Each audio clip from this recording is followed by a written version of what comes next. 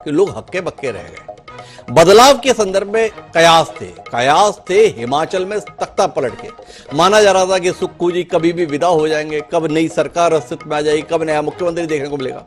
पर हिमाचल में तो ऐसा कुछ नहीं हुआ। पर हरियाणा में तो कमाल हो गया। हरियाणा में गठबंधन की सरकार, भारतीय जनता पार्टी और जेजेपी, जननायक जनता पार्टी, मनोहर लाल खट्टर मुख्यमंत्री और उनके साथ में दुष्यंत चौटाला उप मुख्यमंत्री। 4.5 साल से गठबंधन चल रहा था। पिछले कुछ दिनों से तनातनी की खबरें आ रही थी। तनातनी थी लोकसभा चुनाव में हिस्सेदारी को लेकर। भाजपा की हरियाणा में 10 में से 10 सीटें थी। जेजेपी को लग रहा था जब सत्ता में हिस्सेदारी है तो सीटों में भी हिस्सेदारी लोकसभा के संदर्भ में मिले और हमको भी लोकसभा में कुछ सीटें मिले। भाजपा अपनी 10 में से सीटें कैसे दे दी, इसलिए तनाव चल रहा था।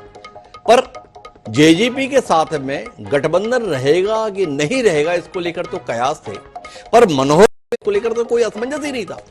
और अगर किसी के दिमाग में कोई असमंजस था भी तो कल जिस तरीके से सम्माननीय प्रधानमंत्री नरेंद्र मोदी जी ने मनोहर लाल खट्टर जी के साथ अपने आत्मीय रिश्तों को सार्वजनिक रूप से मंच पर व्यक्त किया, उसके बाद तो कोई उम्मीद ही नहीं रह गई थी किसी बदलाव की। किस तरीके से मनोहर लाल खट्टर जी के संदर्भ में नरेंद्र मोदी जी ने बताया कि हम उस समय से साथ हैं जब दरी पर साथ सोया करते थे। उन्होंने बताया देश की जनता को, केवल हरियाणा की जनता को नहीं, कि खट्टर जी के पास एक मोटरसाइकिल हुआ करती थी।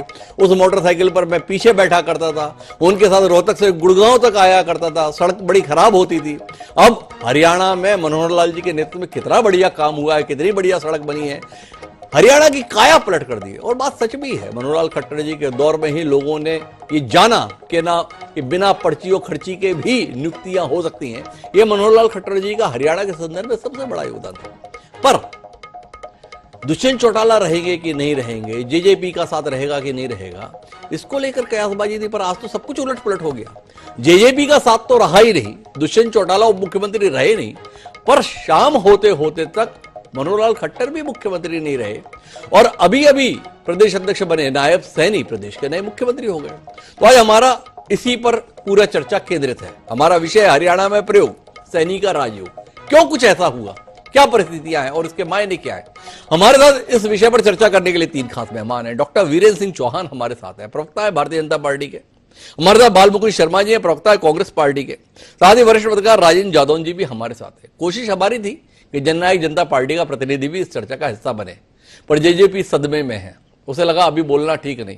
कल उनकी रैली है हिसार में, वहां पर कुछ बोलेगा, उसके बाद में फिर मीडिया में भी उनके लोग बोलेंगे, हम इंतजार कर लेंगे।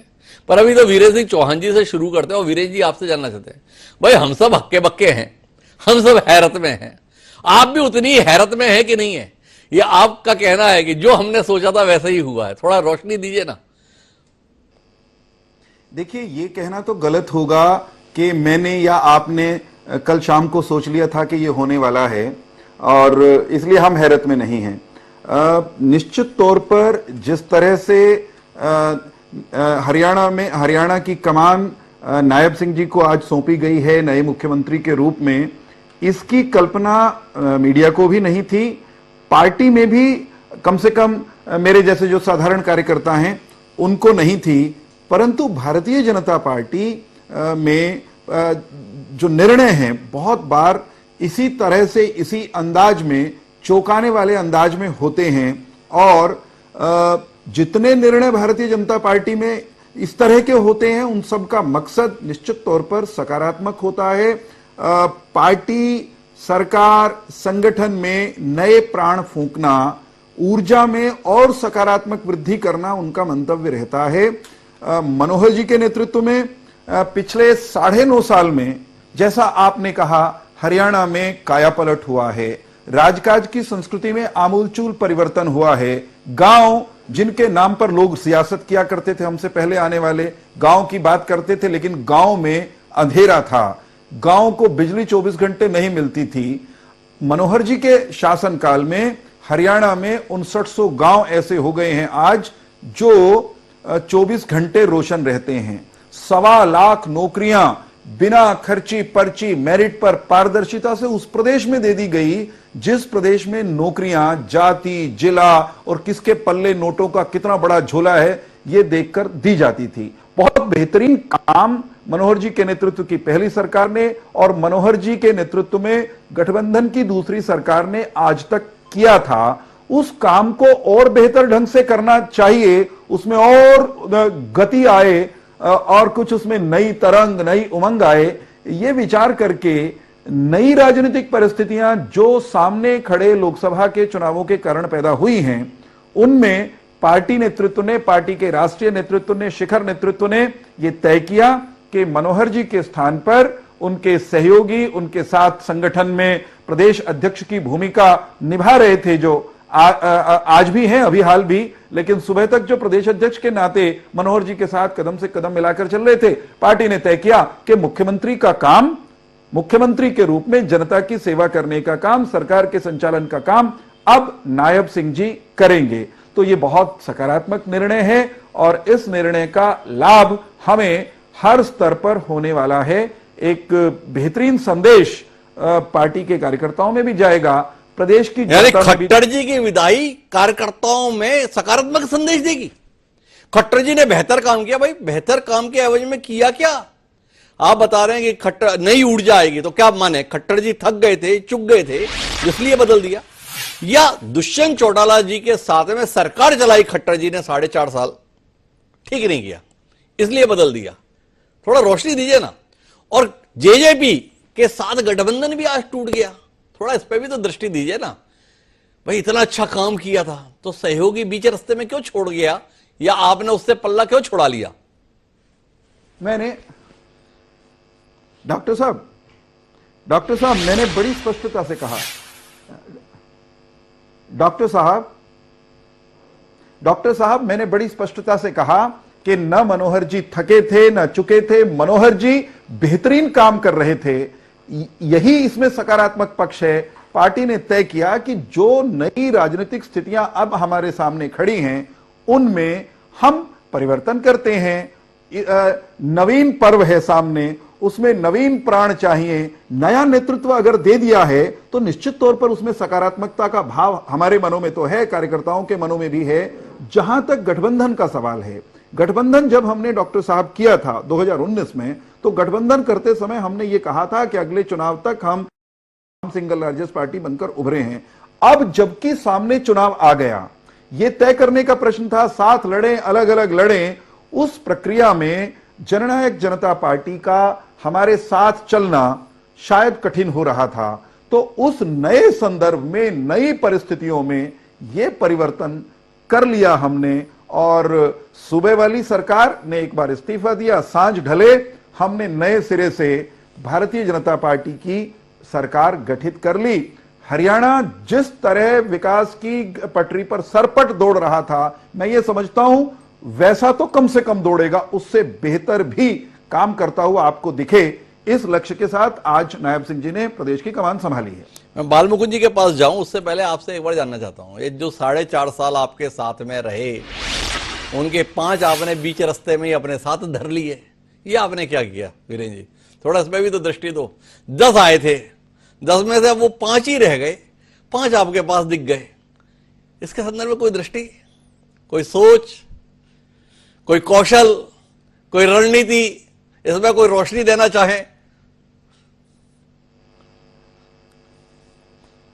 डॉक्टर साहब, राजनीति में उतार चढ़ाव, घटना बढ़ना चलता रहता है और भारत का कानून किसी भी राजनीतिक दल के विधायकों को, कार्यकर्ताओं को, नेताओं को ठीक वैसे अपना मन बदलने का अधिकार देता है जैसे मतदाता को भी अधिकार है। हां, उस पर कुछ दल बदल विरोधी कानून के बंधन जरूर हैं चुने हुए प्रतिनिधियों पर, तो यह परिवर्तन चलता रहता है। अगर जननायक जनता पार्टी के विधायक अपने नेतृत्व के काम करने के तरीके से असंतुष्ट हैं, तो इसके लिए भारतीय जनता पार्टी से प्रश्न करने के बजाय प्रश्न जननायक जनता पार्टी के नेतृत्व से ही करना चाहिए कि वो अपना 10 का कुनबा 10 का तस क्यों नहीं रख पाए। सलाह अच्छी है आपकी, मौका मिलेगा तो कर लेंगे डॉक्टर वीरेंद्र सिंह चौहान जी। लेकिन बाल मुकुंद शर्मा जी के पास चलते हैं। बाल मुकुंद जी, आप कितने सदमे में इस परिवर्तन से? जो काम आपसे ना हो पाया वो भाजपा ने खुद कर दिया। आप खट्टर जी को हटाना चाहते थे, आपके बस की तो रही नहीं, भाजपा ने खुद ही खट्टर जी को विदा कर दिया। क्या कहते हैं आप, कितने हकबका गए आप ये सब देख के? ये देखिए, प्रजातंत्र में जनता मालिक होती है जी, हम भी कुछ नहीं कर सकते। डॉक्टर साहब, आप भी एक स्तंभ है, लोकतंत्र का चौथा स्तंभ है आप जी। आप बिल्कुल सदमे में होंगे, मैं मानता हूं आपकी बात, और पार्टी वाले जैसे प्रवक्ता से भी आपने पूछा, जी लेकिन ये हड़बड़ाहट में उठाया गया कदम है। सदमे की इसमें ज्यादा बड़ी बात नहीं है, जो हड़बड़ाहट में उठाया गया भाजपा कदम। और हमारे जो हरियाणवी जो कथा है ना, उसमें एक बात चलती है, घनी शानी दो ब पोया करे फिर भूखी सोया करे। जी ये आज भाजपा पे ऊपर यूं का यूं लागू होगा, इसके रिजल्ट आएंगे 2 महीने में। आपने भी सुनी होगी, क्योंकि आप भी हरियाणवी उसमें संस्कृति में पले बड़े दिखते हो मुझे, जी कि घनी छाणी दो बे पोया करे फिर भूखी सोया करे। जी चुनाव की आचार संहिता लगने में 4 दिन बाकी हैं। जी जिन मुख्यमंत्री के बारे में कल तक प्रधानमंत्री जी ने भी ढिंढोरा पीटा कि हम साथ रहते थे, हमने इतना अच्छा काम किया, इनकी अलग दूरदृष्टि थी, और उनको आज सुबह सुबह बदल दिया, कोई कारण नहीं। जिसके साथ 4.5 साल से बैसाखियां लेकर चल रहे थे, उनसे ऐसे बेआबरू करके उनको निकाल दिया, कोई इनके पास जवाब नहीं। उसके बाद एक भरपाई होती है किसी चीज की, वो भरपाई तो अपने शब्दों में कोई भी कुछ कहेगा, फैसला देश की जनता को करना है। जनता जनार्दन है, जनता भगवान का स्वरूप है। यहाँ जनता के दरबार में जाकर क्या कहेंगे, या तो यूं कहना पड़ेगा कि खट्टर साहब से कानून व्यवस्था नहीं संभली, कल सोनीपत में मर्डर हुआ था, परसों पानीपत में मर्डर हुआ था, डकैतियां हो रही थी, फिरौतियां मांगी जा रही थी विधायकों से, ये कारण रहा होगा। या जो जिसे नौकरियों की ये बात करते हैं, वहां अटैचियां मिली थी, एसएस बोर्ड के कर्मचारी तक गिरफ्तार हुए थे, ये हुआ। या 3 बार गोलियों से, सरकार की गोलियों से 1000 आदमी मरे थे। ये इस तरीके के बहुत से काम है, उनसे पिंड पीछा छुटाने के लिए एक नई सोच के साथ आगे बढ़ना चाहते हो ये लोग। जिम्मेवारी तो फिक्स होगी जी। किसानों पर गोली चलाएगी, पंचकुला में 30-32 लोग मारे गए, कई दफा हरियाणा में मिलिट्री बुलानी पड़ी, बहुत से लंबी फेरिस्त है। अब एक और नया शब्द इन्होंने बिजली के बारे में जोड़ा के कांग्रेस के राज में अंधेरा रहता था। श्रीमान जी, डॉक्टर साहब, मैं बड़ी साफगोई से कहता हूं, और आप लोग तो, क्योंकि मैंने पहले ही एक वर्णन दिया कि मीडिया का चौथा स्तंभ आप है। हमने 4-5 पावर प्लांट लगाए अपने टाइम में, हमारे 9.5 साल कार्य में। खेतड़ में लगाया, खानपुर खुला में लगा, जांडली में लगा, यमुनानगर में लगा। 9.5 साल में इस सरकार ने कोई पावर प्लांट नहीं लाया, और कह रहे हमने रोशनी दे दी, हमने सरप्लस करके पावर। ये तो एक अंडरस्टूड दिखाई देने वाली बात है। फिर भी मैं एक बात कहना चाहता हूं, भले इनका अंदरूनी मामला हो, लेकिन जो पूरे देश में आज संदेश गया है, विश्वसनीयता पे प्रश्न चिन्ह खड़ा हुआ है भारतीय जनता पार्टी की। ऐसे रातों रात किसी व्यक्ति को बदलने का, और चुनाव के दर पे, चुनाव की दहलीज पर जब खड़े हैं, तो इसका मतलब वो इस काबिल नहीं समझे। पर बालमुकुंद जी, एक बार बताओ, एक अपनी हालत देखो, पड़ोसी राज्य हिमाचल में जैसे तैसे सरकार बनी, उसकी आते पार्टी के विधायक ही बाहर निकाल दे रहे हैं। एक भाजपा का कमाल देखो, 9.5 साल जो शख्स मुख्यमंत्री रहा, उसे सुबह बताया कि दूसरा बनेगा, उसने सहजता से अपना पद छोड़ दिया, नया व्यक्ति सहजता से आ गया। आप अपनी हालत देखो, राज्यसभा में निपटारा हो गया।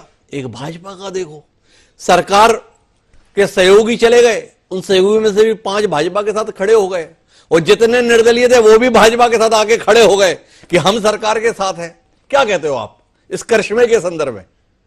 इसका कारण है, हमारी भी सरकारें रही हैं देश में, आजादी से लेकर के लगातार 50 साल तक, तकरीबन पूर्ण समय में कांग्रेस ने शासन किया देश में जी।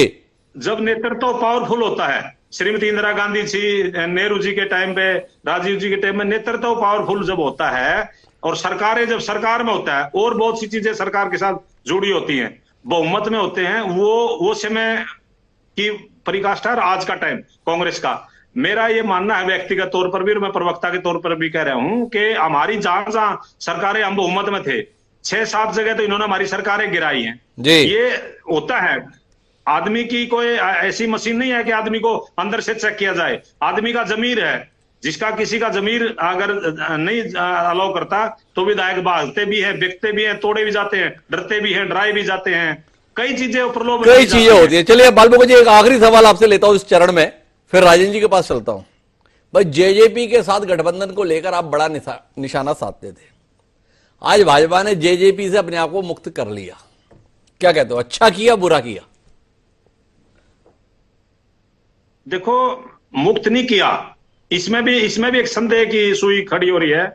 सीटों के बंटवारे पर इनकी आपसी सहमति नहीं बनी, आप और मैं बस में बैठे हैं और एक सीट पे बैठे हैं, और अगर आधा घंटा हम बात कर लेना दोनों, तो हमारी दोस्ती ऐसे हो जाएगी चाहे हम 10 साल में मिले कि वे बाल मुकुंद शर्मा जींद से सोनीपत तक बस में गए थे हम इकट्ठे, मेरा अच्छा मिलने वाले हैं।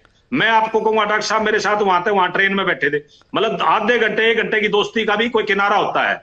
ये लोग 4.5 साल जलने के बाद भी गठबंधन भी अच्छे से तोड़ नहीं पाए, गठबंधन अच्छे से कर भी नहीं पाए और फिर तोड़ भी नहीं पाए। तो क्या चाहते थे आप? लठ बजाते एक दूसरे पे, तब जाके आप मानते कि गठबंधन ठीक से टूटा। इस तरीके से टूटा तो मजा नहीं आया आपको, बोले आनंद नहीं आ रहा, कैसा टूट गया? मैं बताता हूं ना जी, मैं बताता हूं जी। ये जो बंटवारा सीटों का हो रहा था ना, इससे पहले कह देते कि आप अपना लड़िए हम अपना लड़ेंगे, ये टूटता। ये तो सीट बांटने के लिए कल भी जेपी नड्डा के दरबार पे, अमित शाह के दरबार पे दुष्यंत सिंह दिल्ली में बैठे रहे हैं।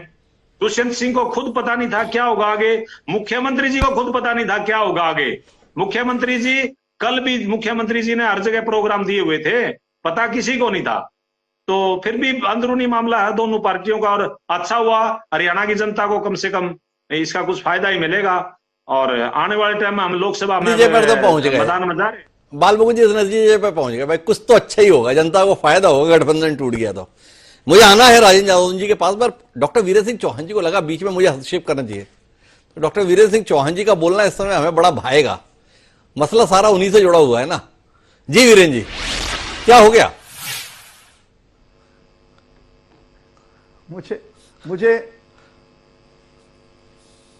कांग्रेस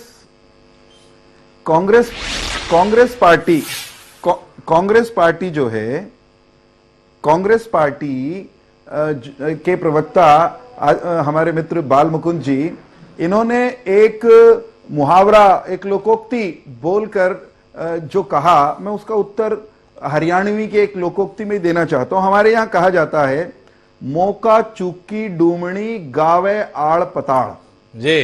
कांग्रेस अजय सिंह चौटाला की पार्टी, दुष्यंत सिंह चौटाला की पार्टी के साथ मिलकर 19 में सरकार बनाना चाहती थी, ये नहीं बना पाए, वे हमारे साथ आए, तब भी इन्होंने ऐसे ही आई बाई बोली थी। मौका चूक गए थे इसलिए आई बाई बोल रहे थे। आड़ पताड़ का मतलब है अनाप शनाप, उल्टा सीधा। जी। ठीक उसी तरह आज भी इनके पास, क्योंकि कहने के लिए कुछ है नहीं ठोस और ये कुछ कर नहीं पाए, तो ये मीन में निकाल रहे हैं, तमाम तरह की नकारात्मक बातें कर रहे हैं। ये कह रहे हैं कि जनता जनार्दन तय करेगी। जनता जनार्दन का मूड बताता हूं बाल मुकुंद जी। जो जनता जनार्दन आपके नेता रणदीप सिंह सुरजेवाला से राक्षसी प्रवृत्ति का ये गाली खा चुकी हो, जिस जनता जनार्दन को आपके शासन में हर तरह से लूटा गया हो, वो जनता निश्चित तौर पर जनार्दन है और उसने आपके पार्टी, आपके शासन के पापों का परिमार्जन करने के लिए ही भारतीय जनता पार्टी को सत्ता में ला करके ये काम। मेरे थोड़ा विचार का विषय, देखो 2019 में सत्ता में रहते हुए भी आपको स्पष्ट बहुमत नहीं मिला था, ये फैसला भी जनार्दन का ही था। थोड़ा विचार कीजिएगा ऐसा फैसला क्यों आया। लेकिन अभी मेरे साथ में राजेंद्र यादव जी है। यादव जी जब चुनाव दहलीज पर है, ऐसे में हरियाणा में सत्ता परिवर्तन हो गया और जो चेहरा संघनिष्ठ के संदर्भ में जाना जाता था, जो चेहरा वैचारिक रूप से प्रधान माना जाता था, जिस व्यक्ति के संदर्भ में कहा जाता था कि जिसका ना कोई परिवार है, समाज ही परिवार है, प्रदेश ही परिवार है और जिसने अपना पूरा जीवन ही समाज के लिए समर्पित कर दिया है, वो व्यक्ति अचानक रातों रात नहीं, दिन ही दिन में विदा कर दिया गया। इस बदलाव पर आपकी दृष्टि क्या कहती है? आप अंधेरे में हैं, पर कोई रोशनी देख पाए क्या इस परिवर्तन में? कि आप कह रहे हैं ना, आपने पहले ही कहा कि चुनाव करीब है और ऐसे व्यक्तित्व को जो प्रशंसा समेट रहा था अपने केंद्रीय नेतृत्व से और शीर्ष नेतृत्व से जिसको प्रशंसा मिल रही थी, तो उसको बदला गया है, मुख्यमंत्री के पद से हटा के नया मुख्यमंत्री बनाया गया है। तो ये चुनावी जरूरत के हिसाब से किया गया जी। चूंकि Bharatiya Janata party national level पर एक अलग तरह का नैरेटिव लेके आई और एक पॉलिसी लेके आई कि हम सब जगह ओबीसी को बढ़ावा देंगे जी। तो पहले जो है ओपी धनखड़ को बीजेपी के प्रदेश अध्यक्ष पद से हटाकर और नायब सैनी को बनाया गया, चूंकि वो ओबीसी क्लास को बिलोंग करते हैं। तब भी यही माना गया था कि ओबीसी को बढ़ावा देने की पॉलिसी है। फिर मुझे लगता है कि पार्टी ने सर्वे किया और 10 के 10 कमल खिलाने हैं और सभी 10 लोकसभा सीटें जीतनी है, और सामने कांग्रेस भी थोड़ा मजबूती से अपना चेहरा दिखा रही है। तो ऐसे चैलेंज को देखते हुए उनको लगा कि ओबीसी कार्ड को और मजबूती के साथ खेला जाए। तो ओबीसी क्लास को बिलोंग करते हैं नायब सैनी जी, और वो तेजी से उनका ग्राफ आगे बढ़ रहा है।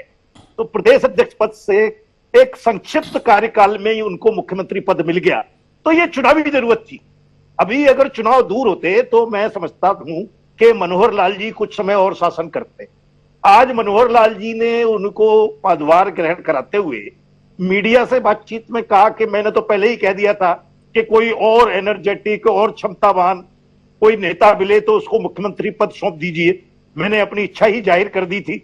तो मुझे लगता है कि सब ये चुनावी जरूरत है। अगर चुनाव में अभी साल 1.5 साल का और फासला होता तो मनोहर लाल जी को पद नहीं छोड़ना पड़ता। और राजीव, थोड़ा मैं इसमें मत भिन्नता के साथ आपके पास जाना चाहता हूं। एक ऐसा शख्स जो पिछले 9.5 साल से सरकार का नेतृत्व कर रहा है, उसे चुनाव के पहले बदला जा रहा है। इसका जनता के बीच में सकारात्मक प्रभाव जाएगा या नकारात्मक प्रभाव जाएगा? भाई दावा तो हमारे बीच में डॉक्टर वीरेंद्र सिंह चौहान जी क्या कर रहे हैं? वीरेंद्र सिंह चौहान जी ये बता रहे हैं कि मनोहर लाल खट्टर जी के नेतृत्व में सरकार ने कमाल का काम किया, जनहित में काम किया, राजहित में काम किया। अब जिसने इतना बेहतर काम किया उसको एन चुनाव से पहले बदला गया, तो जनता क्या समझेगी? भाई अच्छा काम करने के संदर्भ में बदल दिया गया या काम ठीक नहीं था इसलिए बदल दिया गया? ये दुविधा जहन में आ रही है। आप इस दुविधा का कुछ समाधान करो ना। भाई एन युद्ध से पहले सेनापति क्यों बदला जाता है? तब बदला जाता है जब लगता है कि इसके नेतृत्व में जीतना संभव नहीं है। जब काम इतना अच्छा तो खट्टर जी को क्यों बदला?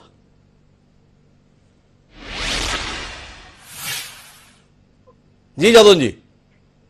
हाँ जी, देखिए ऐसा है कि निसंदेह मनोहर लाल जी अच्छा काम कर रहे थे। उन्होंने देश प्रदेश की राजनीतिक संस्कृति को बदलने का काम भी किया और कई ऐसे सिस्टम लेके आए जिनको नेशनल लेवल पर स्वीकार किया गया। मोदी सरकार ने भी जो स्वामित्व योजना थी, प्रॉपर्टी आईडी योजना थी, उसको स्वीकार किया गया और ऑनलाइन ट्रांसफर पॉलिसी को स्वीकार किया गया। कुछ और भी था और वो तेजी से आगे बढ़ रहे थे। जैसे राष्ट्रीय शिक्षा नीति आई तो उसको टारगेटेड पीरियड से पहले लागू करने का काम किया। तो कई तरह की योजनाएं थी, परिवार पहचान पत्र लेकर आए, कई पोर्टल सिस्टम लागू किए और direct benefit transfer, DBT payment और मुआवजा, किसानों की फसल क्षति का मुआवजा और बेटी बचाओ बेटी पढ़ाओ अभियान, ऐसे बहुत सारे मोर्चों पर उन्होंने काम किया है। लेकिन मुझे लगता है कि उनका जो मुख्यमंत्री काल जो पहले से ही सिमट गया चुनाव आने से पहले, उसका कारण यही ने उसका ध्यान रखा है। नहीं तो हाल फिलहाल तो वो केंद्र की सरकार भी जो है चुनाव में जा रही है और अभी हाल फिलहाल सेंट्रल गवर्नमेंट में उनकी इमीडिएट जरूरत भी क्या थी जब वो हरियाणा में ठीक से काम कर रहे थे। और पहले तो जो उनके प्रभारी थे वो कह रहे थे कि तीसरी बार हरियाणा को मनोहर लाल जी की जरूरत है और देश को भी नरेंद्र मोदी की जरूरत है तीसरी बार। मुझे तो, मैं खुद हैरान में था, मुझे लगता है कि मनोहर तो राजन जी भी हैरानी में हैं। अब क्या करोगे डॉक्टर वीरेंद्र सिंह चौहान जी? और वो बोल रहे हैं भैया, प्रभारी बता रहे थे तीसरी बार भी मनोहर लाल जी की जरूरत है, आपने तो दूसरी बार में ही रवाना कर दिया।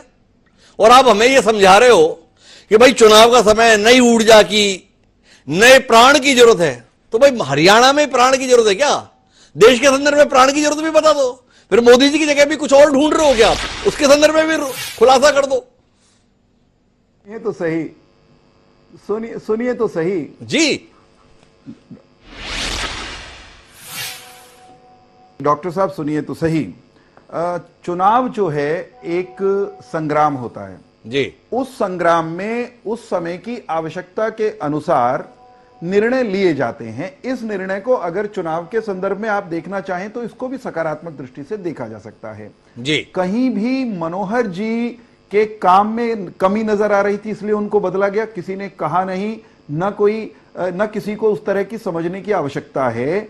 मनोहर जी एक व्यक्ति, एक नेता, एक कार्यकर्ता, नायब सिंह सैनी एक और नेता कार्यकर्ता भारतीय जनता पार्टी के, वो एक परंपरा ऐसी है, वो एक सिलसिले का हिस्सा है जिसमें बड़ा कोई ऐसा बदलाव नहीं आप कह सकते कि मनोहर जी के जाने से वो अच्छे काम जो वो कर रहे थे उनको रोका जाएगा। हम तो ये कह रहे हैं जिस गति के साथ, जिस ऊर्जा के साथ मनोहर जी ने नई नई पहल की, जिनको राष्ट्रीय स्तर पर भी सराहा गया, उस सिलसिले को नया नेतृत्व नए अंदाज में आगे बढ़ाएगा तो हमारी परफॉर्मेंस और बेहतर होगी निश्चित तौर पर। इसमें कहीं नकारात्मकता देखने की गुंजाइश नहीं। बिजली की बात कर रहे थे बाल मुकुंद जी, उनको मैं एक उत्तर देना बहुत जरूरी। इन्होंने कहा कि इन्होंने कोई पावर प्लांट नहीं लगाया, हमने सरप्लस कर दिया था। हरियाणा की जनता यही तो पूछ रही है कि अगर इतने पावर प्लांट आपने बाल मुकुंद जी लगा दिए थे, जगह जगह पर पावर सरप्लस हरियाणा आपके राज में हो गया था,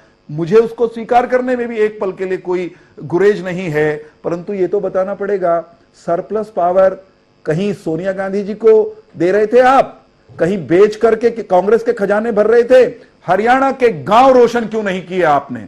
आप शहर को 24 घंटे बिजली देते थे, हरियाणा के गांव क्यों 24 घंटे बिजली पा नहीं रहे थे? अगर आपने इतनी बिजली बना दी थी, इसका जवाब तो देना पड़ेगा। बिजली के संदर्भ में बाद में बात कर लेंगे, अभी तो हमें खट्टर जी और नायब सैनी जी के संदर्भ में समझाओ वीरेन जी, समझ नहीं पा रहे हम अभी भी। भाई अच्छे काम के एवज में व्यक्ति पुरस्कृत होता है, सम्मानित होता है। खट्टर जी के संदर्भ में जो कदम उठाया गया है, तो नायब सैनी जी तो तरक्की पा गए, पहले प्रदेश अध्यक्ष बने, उसके बाद में मुख्यमंत्री भी हो गए। और खट्टर जी का सिक्का चलता है दिल्ली में, ये दिखाई भी देता है। अभी अभी सुभाष बराला भी अगर सांसद बने तो माना गया खट्टर जी की पसंद है इसलिए बने। नायब सैनी जी अगर मुख्यमंत्री बने तो सब जानते हैं कि खट्टर जी के नहीं पसंद का मतलब ही नायब सैनी है। तो खट्टर जी की पसंद के मायने तो अभी भी हैं, पर खट्टर जी का खुद क्या होने जा रहा है, ये जिज्ञासा लोगों के जहन में है।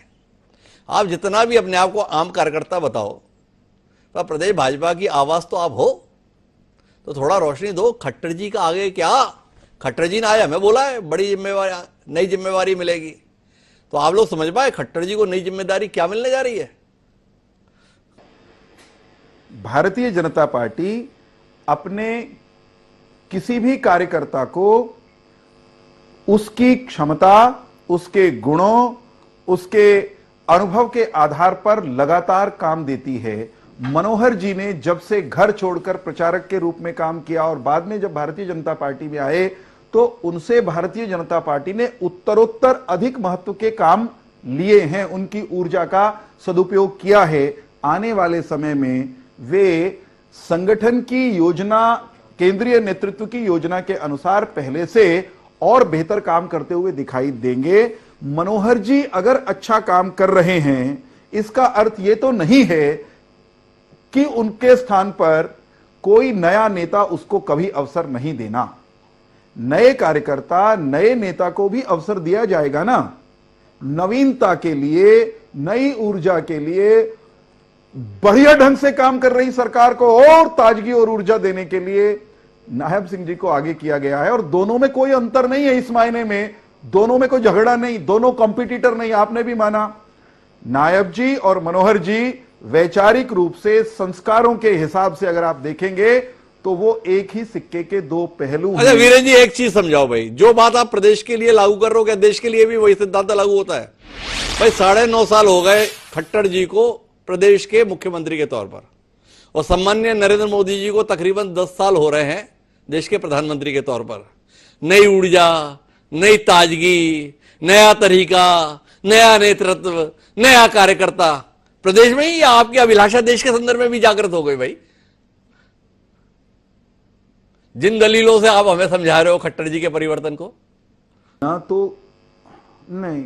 आदरणीय डॉक्टर साहब, भारतीय जनता पार्टी में निश्चित तौर पर व्यक्ति महत्वपूर्ण नहीं होता। उचित समय पर जब पार्टी तय करेगी, नरेंद्र मोदी जी का भी कोई उत्तराधिकारी होगा। आज की तारीख में पार्टी, संगठन, उसका निर्णय यही है कि नरेंद्र मोदी जी उनके नेतृत्व में 24 का चुनाव लड़ेंगे, जीतेंगे। भारत को आत्मनिर्भर बनाने की दिशा में जो कदम तेजी से हम बढ़ा रहे हैं, उसको और ऊर्जा देंगे। जब समय आएगा कोई ऐसा परिवर्तन का, तो वहां भी होगा। परिवर्तन होता है साहब हमारे यहां, ये किसी की बपोती नहीं है पार्टी। ये पार्टी साधारण से साधारण कार्यकर्ता से असाधारण काम करने की परंपराएं इसमें हैं। हमारे यहां किसी समय में आडवाणी जी, अटल जी वो शिखर पर थे। हमेशा तो कोई भी नहीं रहता, हमने भी नहीं कहा कि नरेंद्र मोदी जी सदैव वीरेंद्र रहेंगे। सिंह जी एक बात बताओ, आप जितना ज्ञान हमको दे रहे हो और हमें समझाने की कोशिश कर रहे हो, देखो भाजपा में ऐसा होता है, भाजपा में ऐसा होता है, और देखो भाजपा में ऐसा भी होता है, ये अनिल विज जी को क्यों नहीं समझा पाते भाई आप? विकल्प के बारे में विचार नहीं कर रहा तो वो हैं, उनसे उत्तम कोई और कार्यकर्ता भी कल को ये काम करता हुआ आपको दिखाई दे सकता है। हम तो कार्यकर्ता को बता रहे हैं। जी, अनिल विज जी को भी समझा लेंगे। अनिल विज जी के बारे में जो मनोहर जी ने कहा है, वही बात मैं दोहरा दूं। अनिल विज जी और मनोहर जी और नायब जी, इन तीनों का टेम्परामेंट, उनका स्वभाव भिन्न भिन्न है। मोदी जी का स्वभाव अन्य प्रकार का है, नड्डा जी का अन्य प्रकार का है। हमारे अनिल विज जी की परफॉर्मेंस कोई खराब थोड़ी रही है। अनिल विज जी ने भी बहुत बेहतरीन काम किया अपने मंत्रालय में और बहुत एग्रेशन। कभी वो उनको मनोहर जी ने जैसा कहा कि गुस्सा आ जाता है, कभी कभी नाराज हो जाते हैं, लेकिन वे हमारे दल के, हमारी पार्टी के सम्मानित नेता और कार्यकर्ता। तो समझा लेंगे, मना लेंगे। पर बाल मुकुंद शर्मा जी, हम आपके पास वापस लौटते हैं। भाई देखो, राजेंद्र यादव जी ने समझाया कि खट्टर जी तो बढ़िया काम कर रहे थे, पर साथ साथ समीकरण भी साधने होते हैं। तो भाजपा ने फैसला लिया खट्टर जी को दिल्ली में बड़ी भूमिका देंगे और यहां पर नायब सैनी जी के माध्यम से जातिगत समीकरण को भी साध लेंगे। अब सब कुछ साध लिया जा रहा है और एक जिस जेजेपी के नाम पे आप नारियल फोड़ देते उससे भी पिंड छुड़ा लिया गया है। आपके लिए कितनी मुश्किल पैदा हो गई इस लोकसभा चुनाव के संदर्भ में, बाल मुकुंद जी, ये जानने में हमारी दिलचस्पी है। भाजपा ने आज एक दांव से ही आपको दिन में तारे वारे तो नहीं दिखा दिए भाई। आप एक बात देखिए डॉक्टर साहब जी, पूरे हिंदुस्तान में ये टिकटें बांट रहे हैं जी, हरियाणा में टिकट नहीं बांट रहे कांग्रेस के डर से जी, मुख्यमंत्री को बदला है कांग्रेस के डर से जी। और एक नए अब अभी आज दिन में एक समाचार सुनने को मिला, पता नहीं वो किस तरीके का मैं उसको वेरीफाई तो नहीं कर रहा, कि अभी जेपी नड्डा जी की जगह मनोहर लाल खट्टर जी को राष्ट्रीय अध्यक्ष बनाएंगे भाजपा को और मजबूती देने के लिए। तो बहुत कुछ किया जा रहा है कांग्रेस के डर से। जी, अच्छा, कांग्रेस से इतना क्यों कपकपा रही है भाजपा? ये पिछली बार चुनाव हुआ था तो आपका तो खाता भी ना खुला था हरियाणा में। 10 लोकसभा सीटें 10 की 10 आप हार गए। ऐसी पराजय के बाद भी भाजपा कांप रही है आपसे, कैसे? मैंने आपको बताया ना, जैसे मैंने आप ये वैसे तो डॉक्टर साहब राजनीतिक पंडित तो आप हो, मीडिया के जो लोग होते हैं वो राजनीतिक पंडित होते हैं। मैं आपको बताता हूं, मनोहर लाल खट्टर जी को राष्ट्रीय अध्यक्ष बनाएंगे अभी भाजपा वाले, ये मैं आपको पहले बता देता हूं। तो भैया हरियाणा में तो आपका फिर खाता भी ना खुलेगा। जब हरियाणा का आदमी पार्टी का राष्ट्रीय अध्यक्ष हो जाएगा तो हरियाणा की जनता तो टूट पड़ेगी भाजपा को वोट देने के लिए। आप अपना रास्ता इतना मुश्किल क्यों कर रहे हो भाई बाल मुकुंद जी? मैं इनकी कहनी बताता हूं आपको, ये जो कह रहे वो बता रहा हूं मैं जो ये लोग कह रहे वो बता रहा हूं जी।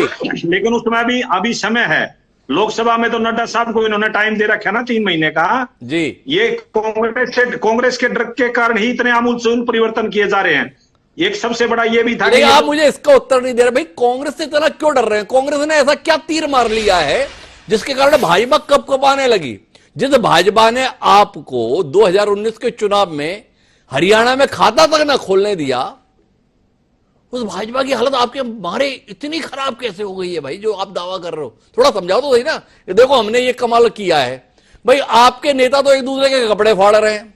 वो एक एसआर के अभियान चलता है जिसके अंदर कौन है, वो शैलजा जी हैं, वो रणदीप जी हैं, वो किरण जी हैं, वो मिलकर एक अलग अभियान चलाते हैं। एक वो हुड्डा जी हैं, उदय भान जी, वो अलग अभियान चलाते हैं। तो कपड़े तो आप एक दूसरे के फाड़ रहे चौराहे पर और डर भाजपा रही है। तो थोड़ा समझाओ ऐसा कैसे हो रहा है?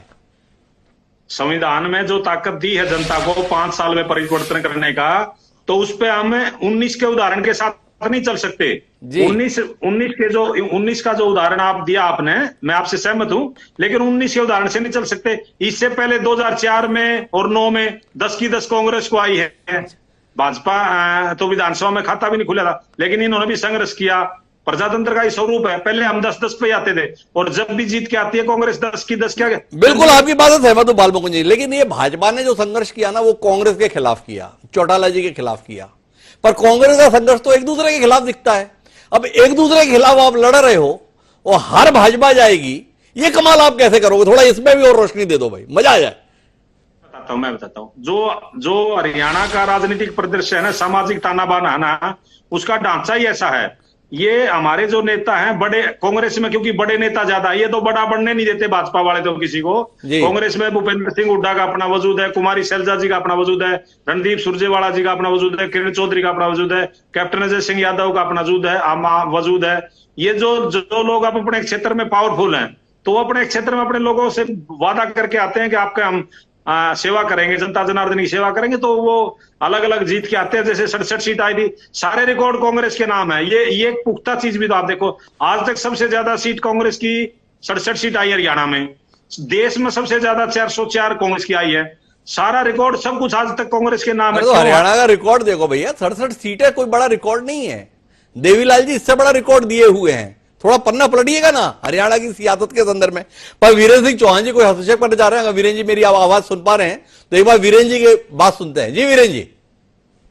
डॉक्टर साहब, कांग्रेस कितनी कंफ्यूज है जी, ये उसके नेताओं, कार्यकर्ताओं, प्रवक्ताओं के वक्तव्यों में उनको देखकर सहजता से समझा जा सकता है। जी, कांग्रेसी सांप्रदायिक तो बताते हैं भाजपा को जी, लेकिन इस्लाम परस्ती की राजनीति खुलेआम करते हैं। जी, है कि नहीं? परस्पर विरोधाभासी बातें। कांग्रेसी कहेंगे कि भाजपा तो जाति की राजनीति करती है। आज जब हमने हरियाणा में सहजता से नेतृत्व परिवर्तन किया, क्या किसी जाति या जाति समूह का नाम भारतीय जनता पार्टी के किसी कार्यकर्ता या नेता ने लिया? बिल्कुल नहीं लिया। हम कोशिश करते हैं कि जाति के नाम पर सियासत न हो।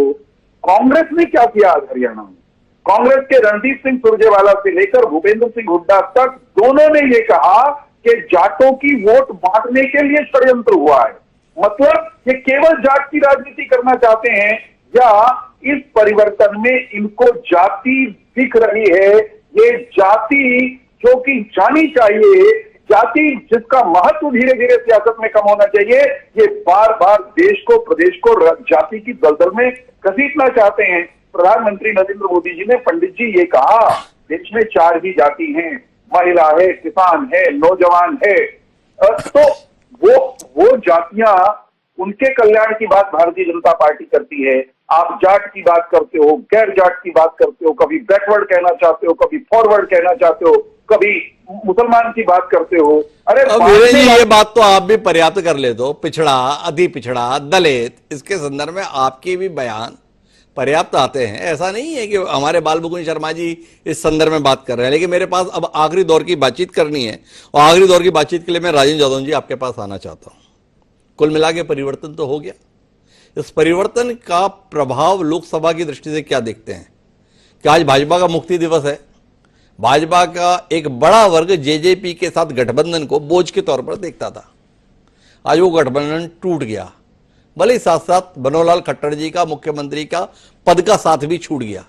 क्या कहते हैं, भाजपा का कार्यकर्ता आज आशा में होगा या निराशा में होगा?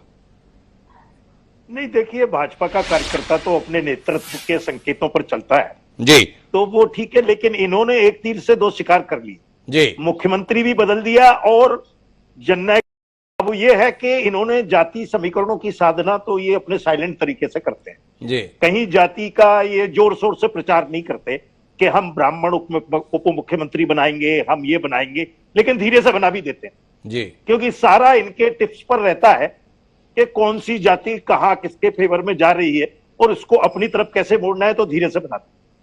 तो अभी तो ये कयास भी था कि 2 उप मुख्यमंत्री बनाए जाएंगे, लेकिन वो नहीं बनाए गए। तो हो सकता है कि अभी तो विधानसभा चुनाव में 6 महीने पड़े हैं, और मंत्रिमंडल विस्तार तो मैं समझता हूं कि आचार संहिता का कोई विषय नहीं होता।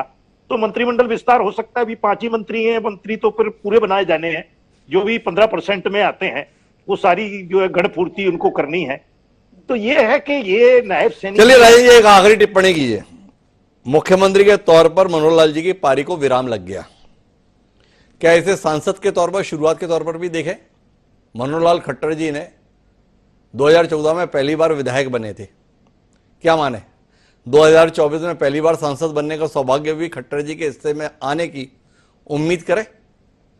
हाँ, ऐसी संभावना है कि उनको जो है सांसद का चुनाव लड़ाया जा सकता है। हो सकता है कि करनाल सीट जहां से वो विधायक हैं वहां से करना, लोकसभा सीट का भी चुनाव उनको दिया जा सकता है। तो कुल मिला के हमारा जो विषय था हरियाणा में प्रयोग सैनिक का राजयोग, तो कुल मिला के भारतीय जनता पार्टी प्रयोग करने में सफल हो गई है। भारतीय जनता पार्टी ने जहां एक और जनता के संदर्भ में भावनाओं को समझने का दावा करते हुए जननायक पार्टी के साथ अपने गठबंधन को तिलांजलि दे दी, वो बैसाखी तोड़ दी जिस बैसाखी को लेकर सवाल उठ रहे थे, वहीं दूसरी ओर मनोहर खट्टर की भी नई भूमिका के संदर्भ में शायद फैसला ले लिया। नायब सैनिक के रूप में एक नया चेहरा हरियाणा में नेतृत्व के तौर पर सामने आया। क्या यह चेहरा आने वाले समय में भाजपा की उम्मीदों पर खरा उतरेगा? और भारतीय जनता पार्टी ने जिस प्रकार का करिश्मा 2019 के चुनाव में किया था कि 10 की 10 सीटों पर वह फतेह करने में कामयाब हुई थी, उस फतेह के सिलसिले को वह बरकरार रख पाएगी, जानने में दिलचस्पी रहेगी। लेकिन इतना तय है कि देश की राजनीति के लिहाज से आज का दिन हरियाणा के नाम रहा। हरियाणा आने वाले दिनों में इस परिवर्तन को किस रूप में व्यक्त करता है, जानने में हमारी दिलचस्पी रहेगी। आप तीनों मेहमानों का बहुत बहुत धन्यवाद हमारे साथ इस दिलचस्प चुनावी चर्चा का हिस्सा बनने के लिए। आज के इस कार्यक्रम में इतना ही, कल फिर मिलेंगे नए विषय के साथ। मुझे दिया सादा प्रणाम।